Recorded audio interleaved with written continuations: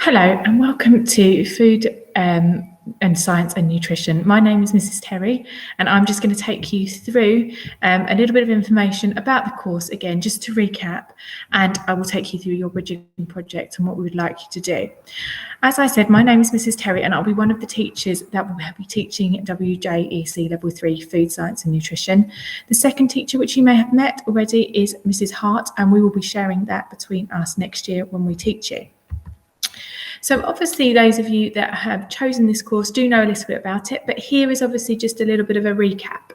So food science and nutrition, it helps you to understand, nutrition and how it's obviously relevant to society, both to individuals, employers, in society and the environment itself. It helps you develop skills and products that are suitable for obviously use in care homes, along with schools. It helps to design and obviously develop menus that can help support healthy eating initiatives, and it covers a wide range of obviously practical things that are going to help you in the long run if the food industry is something that you want to go into. There are 3 units that you need to take part in and to complete and pass by the end of the 2 years. The first unit is Unit 1, which is meeting the nutritional needs of specific groups, and that takes place in year 12, and then in year 13 you complete Unit 2, ensuring food is safe to eat, and you complete as well either Unit 3 or Unit 4, depending on obviously the choices that we think would suit you best. The first unit is obviously mandatory and goes through understanding the food science, safety, nutrition and nutritional skills in a wide range of contexts, and helps you to gain practical skills to produce quality food items that meet the needs of individuals. The second mandatory unit, Unit 2, which you do in year 13, allows you to develop your understanding of food science, food safety and hygiene, and what obviously is essentially involved in food production in the home or if you wish to work in the food industry. Again, this is supported by practical tasks that you will be completing. And then you choose obviously option Units 3 or 4, and this allows you to obviously specialise in a specific area and build on obviously previous learning and experiences. So what kind of things will you have to do? In year 12, you have a controlled assessment and you have a 90-minute written exam. Both of this, obviously, this unit is worth 50%. The internal assessment is worth 25%, and the external examination is worth 25% as well. An example of a task you may do is something just as you can see on the PowerPoint here. You will work with a local playgroup to produce meals that could be served to young children. Not only would this obviously need to be suitable for their nutritionally, but they always have to think about the way that you're presenting them as well. And then obviously in year 13 you complete Unit 2, and as we said, a choice between Unit 3 and 4. Unit 2 is worth 25%, and then obviously Unit 3 or 4 is worth 25%. Both of these are internally assessed, and you will have no external assessments in year 13. Unit 2, ensuring food is safe to eat, is an example of the task that you may complete, as you can see there, is you work with a local nursing home that prepares food and serves food to a wide range of clients, many of whom may have health-related issues.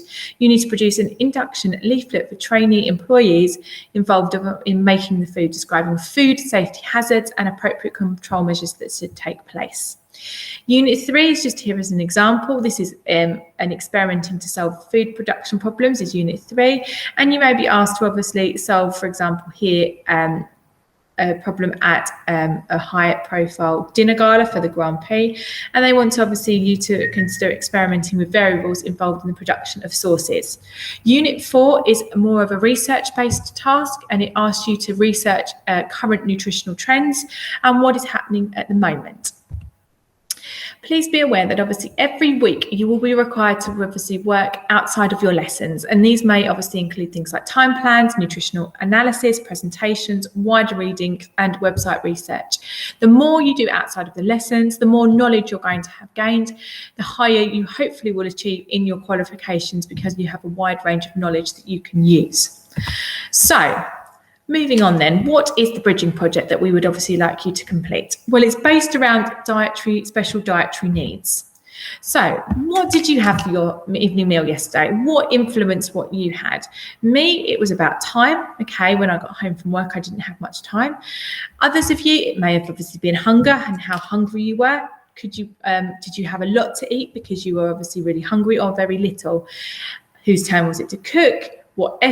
How much effort could you be bothered to cook? What was in your fridge? Okay, and lots of other things will obviously influence what you had. Again, and there are obviously other factors that people choose to eat foods for different reasons, okay? And you may have had to influence your meal choice yesterday. For example, it may have been your religion or culture would have influenced what you had. It may be that you obviously have special dietary needs, or that you needed to obviously think about, your family or who you were cooking for and their nutritional needs and what they have as well. A lot of the time, obviously, you focus on what is good for you and your family's health, or whoever's is in the home. And so you may need to obviously include other factors as well, like diabetes, allergen, those that are vegetarian, and those obviously that might want to lose weight or gain weight. So Gusto box, is our bridging task that we'd like you to do. And here are some examples of obviously what a Gusto box looks like. So recently there has been an increase in the number of companies such as Gusto that develop meal boxes which are delivered to your door. Lots of us are now wanting to cook more. The pandemic has caused us to want to be cooking more because we couldn't go out. And Gusto and many other boxes have brought up on this and picked up on this. Gusto promote themselves as the ability to choose and cook scrumptious meals without any faff, no trapezing, trekking, or trying to make time you don't have.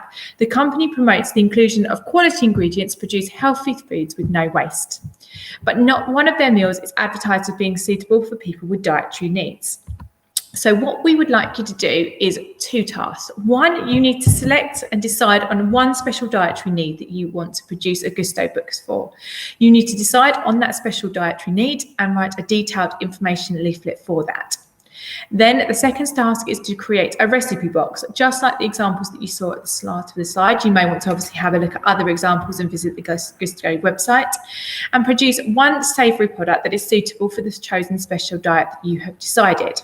The box itself must include a recipe card with the method that is suitable for another person to follow, a list of equipment that they need, the pre-prepared ingredients to make this dish, just a photo of those so that they obviously use them, and a picture of the final dish that you have cooked yourself at home, again to include in the box so that it can be seen as an example of what it should look like.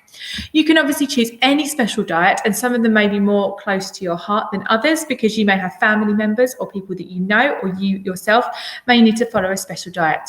You can choose from, obviously, here's just a range that I've given to you, so vegan, vegetarian, low fat, keto diet, celiac disease, lacto-free, paleo diet, low carb, high protein, diabetes, or you may have one of your own that you want to obviously start to think about. It's completely up to you what you want to do. I hope that makes sense, and I look forward to seeing what you've produced, and so does Mrs. Hart, and we will see you hopefully in September.